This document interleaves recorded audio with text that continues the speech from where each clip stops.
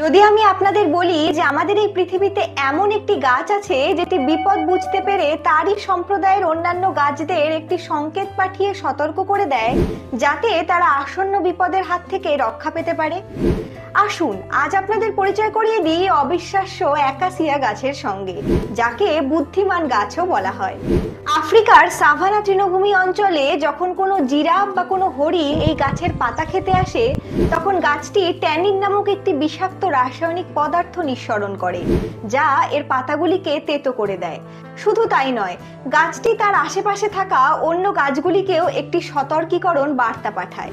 এটি দেহ থেকে ইথিলিন নামক একটি গ্যাস নির্গত করে, যা বাতাসের মাধ্যমে কাছাকাছি থাকা গাছগুলির কাছে পৌঁছে যায় এবং সঙ্গে সঙ্গে অন্য অ্যাকাসিয়া গাছগুলিও তাদের দেহ থেকে ট্যানিন নিঃসরণ করা শুরু করে। ফলে তাদের পাতাগুলিও তেতো হয়ে যায় এবং প্রাণীরা তাদের খেতে পারে না। কিন্তু গল্প এখানেই শেষ নয়। জিরাফ, হরিণ ইত্যাদি প্রাণীরাও এখন এই ব্যাপারটা বুঝে গেছে। তাই তারা প্রথম গাছ থেকে পাতা খাওয়ার পরে বাতাসের দিকে না গিয়ে বাতাসের বিপরীত দিকে প্রায় 100 মিটার চলে যায় এবং সেখানে গিয়ে সেখানকার পাতা খেতে আরম্ভ করে, যারা এখনো কোনো সতর্কীকরণ বার্তা পায়নি।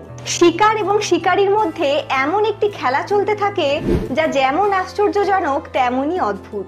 তাই উদ্ভিদেরা যে নীরব এবং প্রাণহীন একথা কিন্তু একেবারেই সত্যি নয়, বরং গাছেদেরও অন্য সমস্ত প্রাণীদের মতো নিজস্ব ভাষা আছে এবং তাদের বুদ্ধিমত্তা অনেক সময় আমাদেরকেও অবাক করে দিতে পারে।